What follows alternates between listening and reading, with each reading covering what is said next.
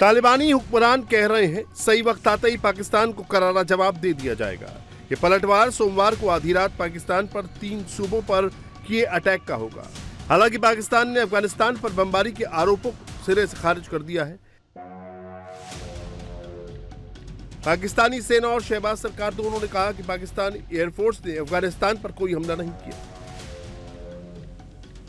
काबुल जब इन्होंने वापस लिया तो लोग मुझे ताना देंगे कि मैंने उनको वेलकम किया था, लेकिन किसी से अच्छाई की उम्मीद जो है जब तक बिल्कुल ही वो तमाम हदें पार ना कर जाएं तो रखनी चाहिए।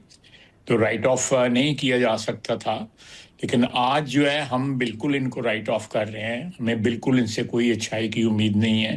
दूर दूर तक जो है इन लोगों से कोई इखलाक नहीं है। ख्वाजा आसिफ सारी गलती अफगानिस्तान की बताते रहे हैं। दरअसल पाकिस्तान ने ये मानकर एक बड़ी भूल कर दी है कि अफगानिस्तान में तालिबान की सरकार उसके कंट्रोल में रहेगी और एक सुरक्षा कवच के तौर पर काम करेगी, लेकिन तालिबान ने इस्लामाबाद के ऑर्डर लेने से इनकार कर दिया। पाकिस्तान का आरोप है कि अफगान तालिबान टीटीपी को अपने क्षेत्र में शरण दे रहा है, जहां से वो पाकिस्तान पर हमले करते हैं। अफगान तालिबान इस आरोप से इनकार करता है। बड़े नुकसान से बच गए, लेकिन अगर आप जाकर एयर स्ट्राइक करेंगे अफगानिस्तान में तो जाहिर है उसके बाद दूसरी तरफ से भी जो एक्शन होगा उसके लिए भी पाकिस्तान को रेडी रहना चाहिए। न जाने क्या बात है कि कई बार ये कह चुके हैं कि भारत के साथ ये बातचीत करना चाहते हैं, भारत के साथ डायलॉग करना चाहते हैं और डायलॉग के जरिए भारत के साथ जो भी इश्यूज हैं उसको सॉल्व करना चाहते हैं। ये और बात है कि भारत की तरफ से हर बार इनकार किया गया है और उन्होंने कहा है कि हम किसी किस्म की बातचीत करने के लिए तैयार नहीं है जब तक कि पाकिस्तान अपनी साइड से टेररिज्म जो हो रही है उसको ना रोके। लेकिन अफगानिस्तान के साथ बातचीत करता हुआ पाकिस्तान दिखाई नहीं दे रहा। ये जरूर है कि कुछ अरसे पहले इन लोगों ने जाकर जो है तुर्की में और कई दूसरी इस्तांबुल वगैरह में कई जगह पर जो है मुलाकातें की और कहा यही गया कि शायद अब मामलात जो है वो बेहतर हो जाएंगे, लेकिन उसके फौरन ही बाद पाकिस्तान की तरफ से भी जो स्टेटमेंट्स गई वो काफी ऐसी थी जिससे कि ये कहा जा सकता है कि आप दूसरी तरफ के लोगों को चिढ़ा रहे हैं। और इसी तरह से अफगानिस्तान की तरफ से भी जो स्टेटमेंट्स आई उनसे यही लगा कि वो ज्यादा देर तक ये अमन चलने वाला नहीं है। तो क्या पाकिस्तान एक बार फिर एक और जंग में जाने लगा है? क्या पाकिस्तान एक बार फिर वही कुछ देखने के लिए तैयार है कि जो कुछ अरसे पहले यहाँ पर सुसाइड बॉम्बिंग और ये सब कुछ बहुत हुआ करती थी और हर वक्त जो है वो लोगों की जानें जो है हर वक्त कहा जाता था खतरे में ही रहती है। क्या एक बार फिर पाकिस्तान उसी सिचुएशन पे जा रहा है? एक तरफ बॉर्डर पर कभी भी जंग छिड़ सकती है तो दूसरी तरफ अफगानिस्तान पाकिस्तान में इकोनॉमिक बमबाजी भी हो रही है। पाकिस्तान दवाएं देने के नाम पर तालिबानी सरकार को ब्लैकमेल करने में लगा है। इस बीच अफगानिस्तान सरकार ने भारत के साथ दवा खरीदने के लिए बड़ी डील की है। भारत दुनिया की दवा फैक्ट्री है और सस्ते दर पर मुहैया कराने में माहिर है।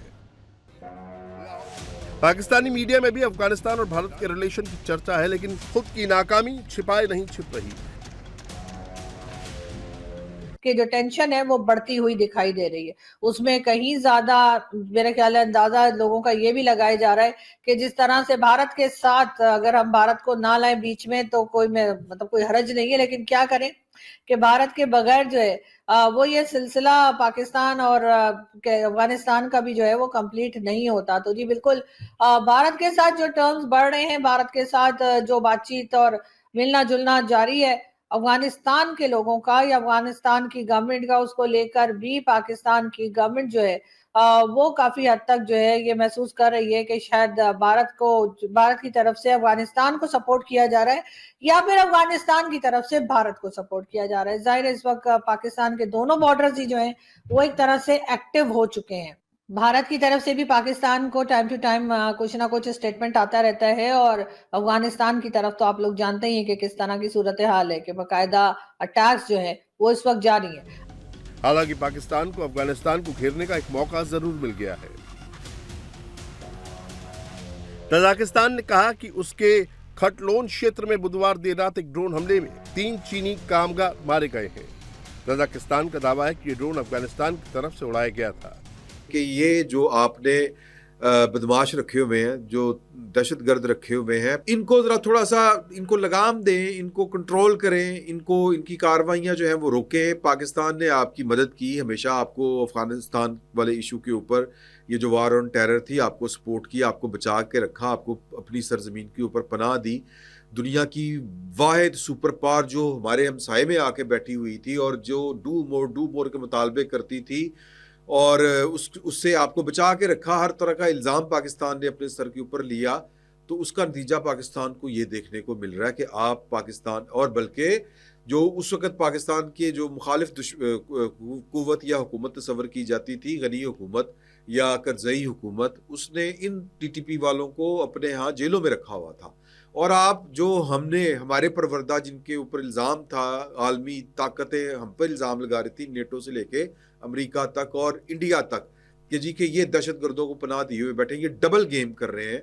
तो उस डबल गेम का नतीजा पाकिस्तान को ये मिला। वैसे तो ठीक ही हुआ है, क्योंकि बुरे कामों के बुरे नतीजे, और ये जो स्ट्रेटेजिक पॉलिसी थी ये दुरुस्त नहीं थी, वक्त ने साबित कर दिया है। चले, हमें तो समझ आ गई। अब अगर आप हमारे साथ ये वाला सलूक करेंगे तो फिर जवाबन ये है कि आपके साथ भी उसी तरह का सलूक होगा। बेहतर ये है कि इन दहशतगर्दों को जो आपकी सरजमीन से ऑपरेट होते हैं, इनकी सहूलतकारी छोड़ें, इनको गिरफ्तार करें, इन्हें जेलों में डालें और फिर तस्दीक शुदा मालूमात फराहम करें, ताकि आपके साथ हम अच्छे हमसायों की तरह रह सकें।